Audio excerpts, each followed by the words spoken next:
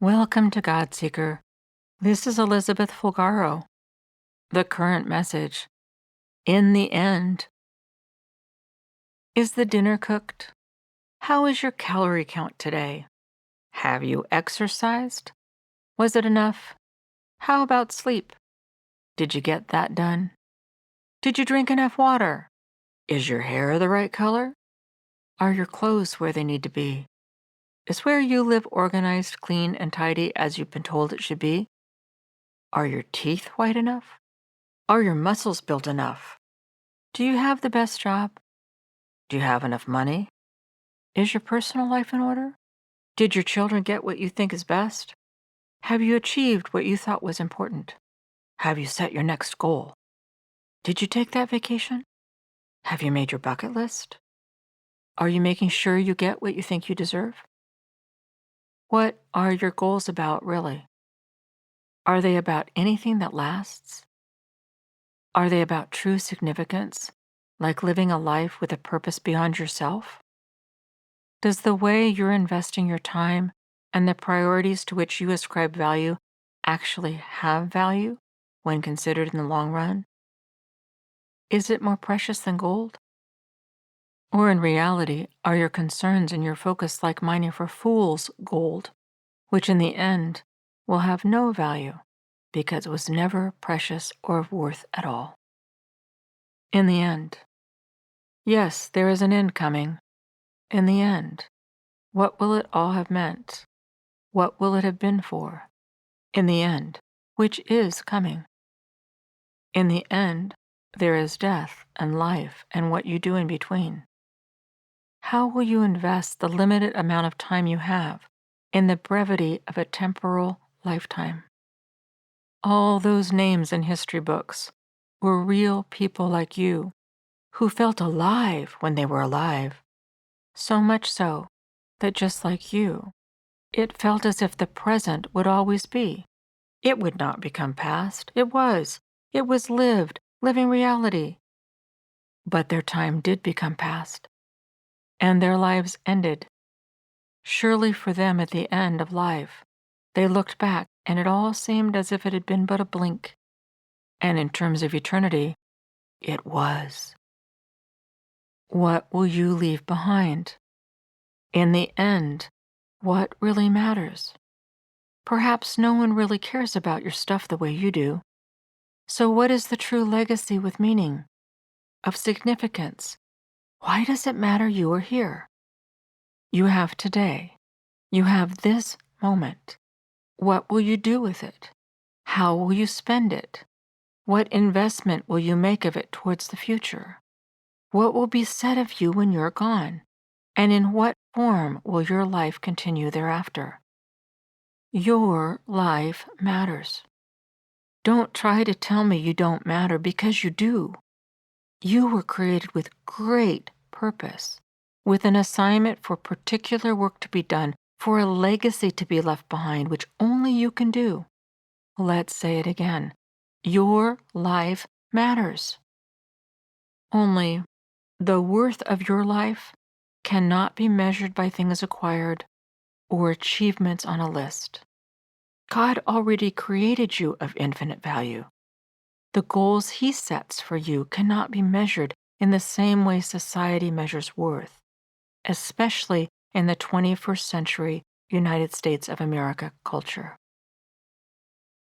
What matters will be how you loved God and those around you.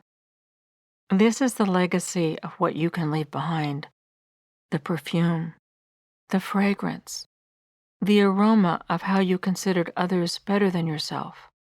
Not in a way you put down self, but where you have nothing to prove because you already know who you are to God. You are at peace with yourself and with others. You are getting to know more the heart of God and are invested in His plans. His plans for you, for your particular life, are of greatest worth. Let's say it again. The greatest plans for your life, and the only ones of lasting value, the only plans that matter, are God's. True life significance cannot be measured through human valuation or achievement. Your worth is inextricably linked to how God made you. He made you in love, which does not stop no matter what. You can walk away from Him, and there are consequences for this. But it does not change God's innate, infinite, unconditional love for you, no matter what. It is also never too late for you to embrace the life God has for you, where exquisite, tender, greatest lasting meaning is found, just being with God. There is nothing else you have to do or achieve to live a life of highest meaning. To be with God now through forever is what you were made for. Not to become part of some universal blob, but to remain the endlessly valued individual person you are, who has a God-given contribution to make. You live in Him spiritually, and He in you, without losing your individuality or personhood. For who you are is precious to Him. He made you. The work to which you are called as a part of His mystical, spiritual body where He is the head, so the brains with the strategy and plan, is not for the sake of the work. Significance is not about climbing some ladder or checking off items on a list, but because you are choosing to draw so close to God, you become aware of that for which His heart beats. You recognize His supremacy and experience His care, so that out of the font of relief and utter gratitude, you pledge allegiance to Him and only want His will. Your will no longer has meaning because you can see it as so much less, and in reality, leads to nowhere. Work for God comes forth out of the presence, out of the time you spend in His presence, whether you are physically still or going about your day. The work for God, your work, whatever it is, so long as it stems out of this place of unity with Him and is God-given, is of infinite, eternal consequence. This shifts everything. The questions change. Instead of where you began, the questions become more like this. Is God's light, which is truth and love, joy and peace, justice and help, shining through you into someone's darkness? Do you see the suffering of the ones next to you enough to make time for their stories? To enter into it? To do your part? Are you present to the ones next to you in the way that they need? Do you know what their needs are? Are you invested in the relationships around you that don't give back or reciprocate right now, or when these become inconvenient when compared to your goals? It doesn't matter if you are a shut-in or invalid or working in a corporation, in a factory, or on a farm. It doesn't matter if you are what the world considers crippled. There is God work for you for such a time as this, to love Him and be His love in ways which you might be tempted to think are too small to have meaning. But be careful what measure you use. God's measures are the only ones that matter. His are not the same as society touts. Remember, human wisdom is foolishness to Him.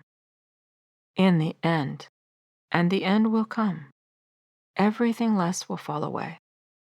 What matters most will be how you sought God, how He helped you find Him, how you lived with Him, and how this flowed out into living for Him, committed to Him through everything so He can put it to use more.